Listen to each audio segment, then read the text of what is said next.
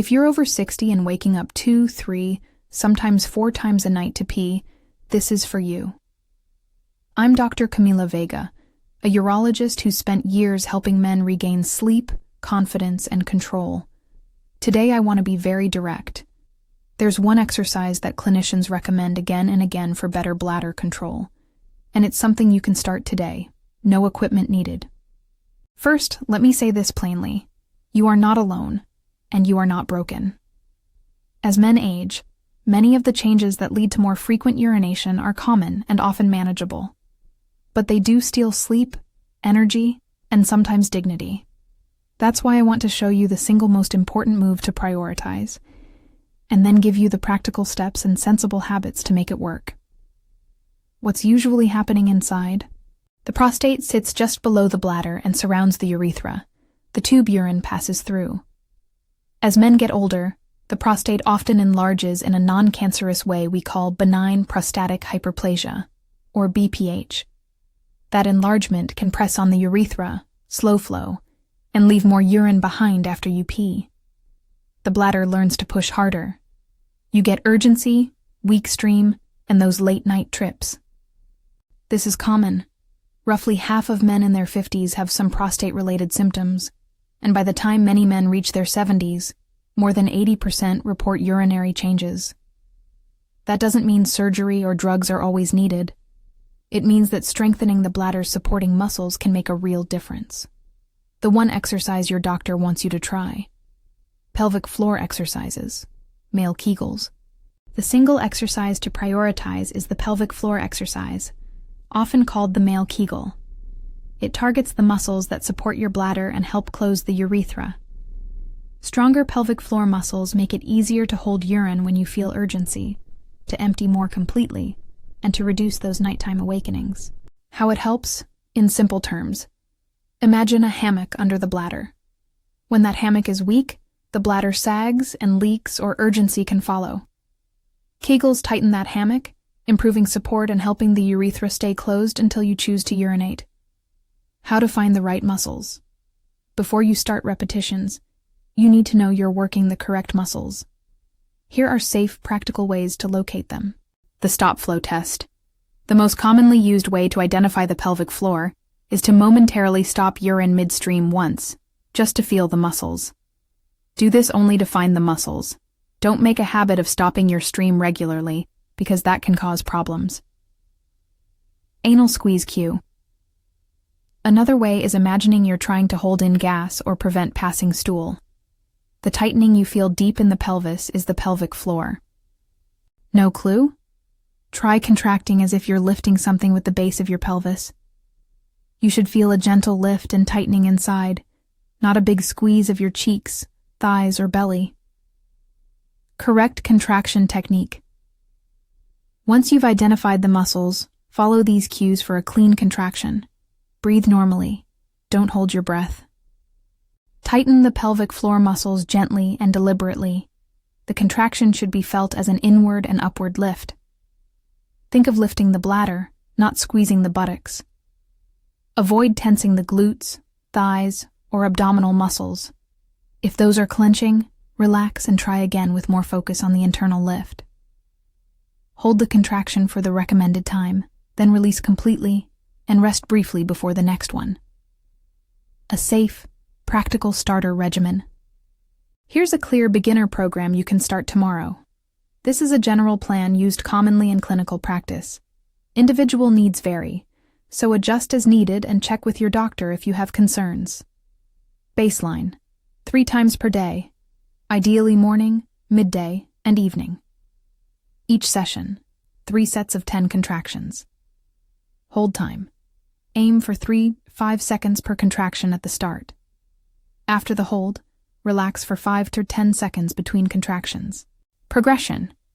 After 2 to 4 weeks, if you can complete the holds without strain, increase the hold to 6 to 10 seconds, and keep 10 repetitions per set. Add a few quick flicks, rapid contractions and releases, to train fast muscle response. Time commitment. Each session should take about 5 minutes. That's 15 minutes a day for the 3 sessions. Small time for a meaningful payoff. where and when to do them. You can do Kegels sitting, standing, or lying down. Start where it's easiest for you to isolate the muscles. For many men, that's lying down.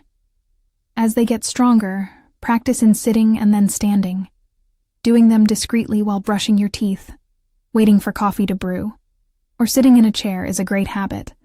Modifications for limited mobility or frailty. If getting on the floor is hard, do everything from a chair. Reduce hold times to 2 to 3 seconds when starting, and increase repetitions rather than hold length.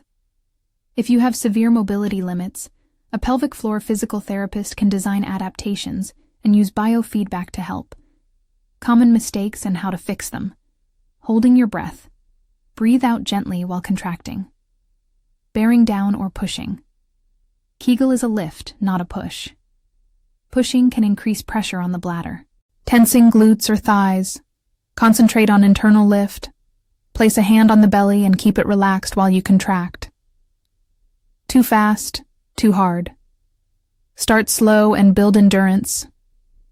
Quality beats quantity. If you do 1 set now, try this quick beginner's set in place.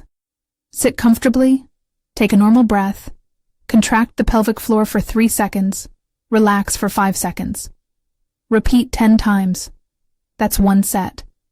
If you can, complete 2 more sets across the day. Small steps like this matter when pelvic floor training needs professional help. If you can't feel the muscles or you're unsure whether you're doing it right, a pelvic floor physical therapist, a nurse specialist, or a urologist can use digital guidance or biofeedback to teach correct technique.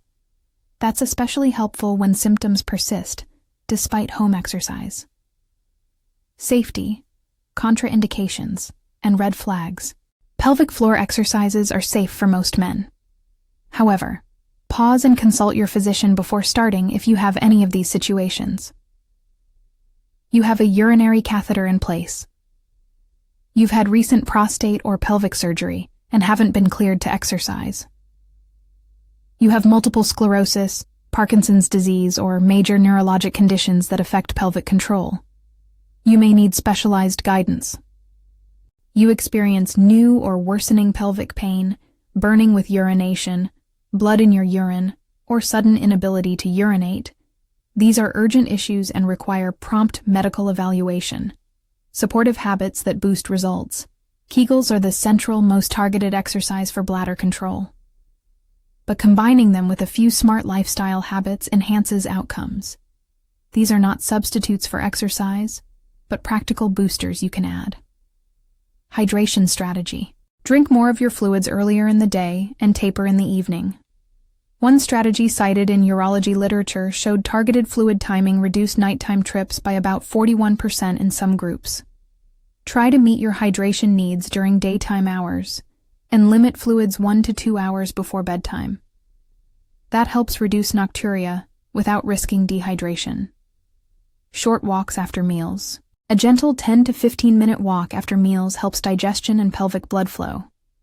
Simple movement appears to support lower urinary tract function and can reduce urgency for some men. It's an easy habit to build. After dinner, take a short stroll around the block or in the house. Sexual activity and ejaculation. Research referenced in prostate literature has linked more frequent ejaculation with a lower lifetime risk of prostate cancer in some studies, with figures often reported around a 1/3 reduction. From a bladder perspective, regular sexual activity or ejaculation can contribute to prostate health and drainage for some men. I say this sensitively. Be guided by comfort and medical circumstances.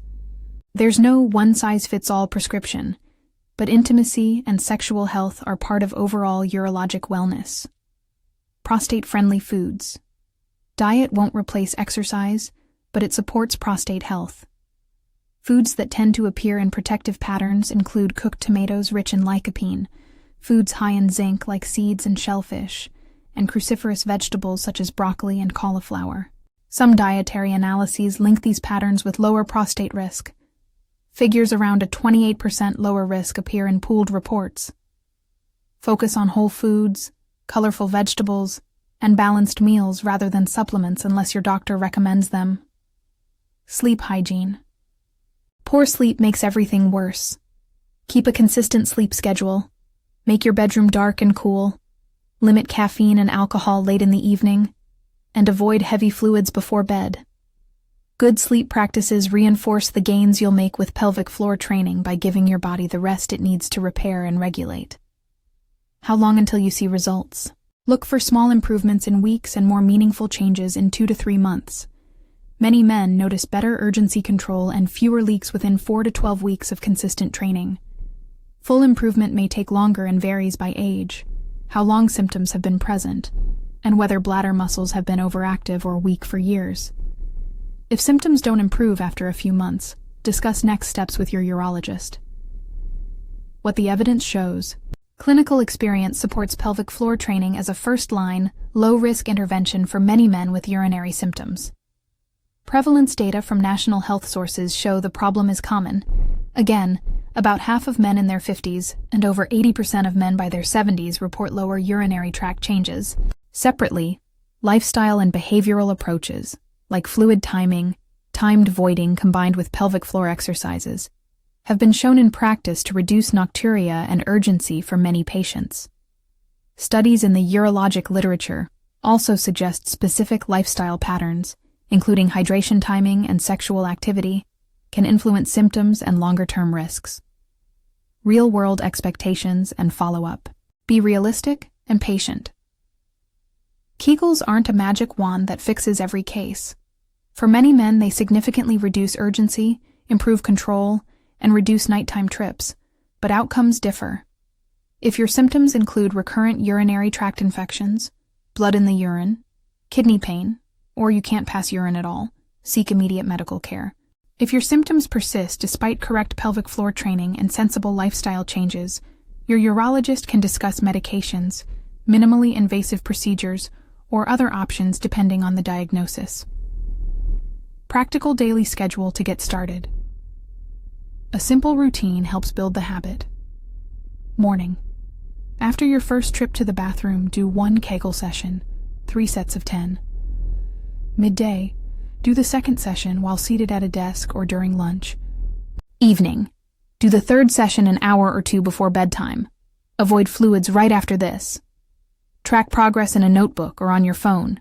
Number of nightly awakenings, urgency episodes, and how you feel. Small wins add up. When to consider specialized therapy. If you've been consistent for 3 months and feel little to no improvement, or if you have pelvic pain, a physical therapist specializing in the pelvic floor can assess for dysfunction and use biofeedback or manual therapy to retrain muscles. That's a higher level, very practical step, not a failure. A brief clinical vignette. I once worked with a man in his mid-60s who'd been waking 3 to 4 times every night and avoiding social situations because of urgency. He learned to isolate the pelvic floor, started the 3-10 protocol, adjusted fluid timing, and added a nightly 10-minute walk. Within 2 months, he reported fewer awakenings and less anxiety about leaving home. He didn't need surgery. He needed a consistent, doable plan and encouragement to keep at it. That's what this is about. Small, evidence-informed steps that improve real life. One small thing you can do right now. Sit comfortably and do 1 set. 10 contractions with a 3-second hold and 5 seconds of rest between each. That's 1 set. If you can, commit to doing 2 more sets during the day. If that felt awkward or you weren't sure you used the right muscles, pause and try the locating cues again. The stop flow test once, or the anal squeeze cue, or plan to ask a clinician for guided feedback. If you want a printable how-to guide for these exercises and a quick daily checklist to put on your fridge, click the link below. It outlines the steps, the 3 times a day routine, and a short progress tracker to use for the next 3 months. When to see a urologist. Make an appointment if you have significant bother despite a 3-month trial, if you ever notice blood in the urine, severe pain, fever, sudden inability to urinate, or a good deal of bother that interferes with daily life. You don't need to suffer in silence. Evaluation can include a simple physical exam, screening tests, and targeted treatments when appropriate. Final thoughts. The pelvic floor exercise, the male Kegel, is the one exercise men over 60 should prioritize for better bladder control. Done correctly and consistently, and combined with simple habits like daytime-focused hydration, short post-meal walks, a prostate-supportive diet, and good sleep practices, it can reduce urgency, improve control, and help you sleep through the night more often. Start small, be consistent, and seek expert help if progress stalls. I'm Dr. Camila Vega. Try one set right now. If you found this helpful and want the printable checklist I mentioned, click the link below. And if your symptoms persist or you have worrying signs, please make an appointment with your urologist. You deserve better sleep and better control, and small, steady steps can get you there.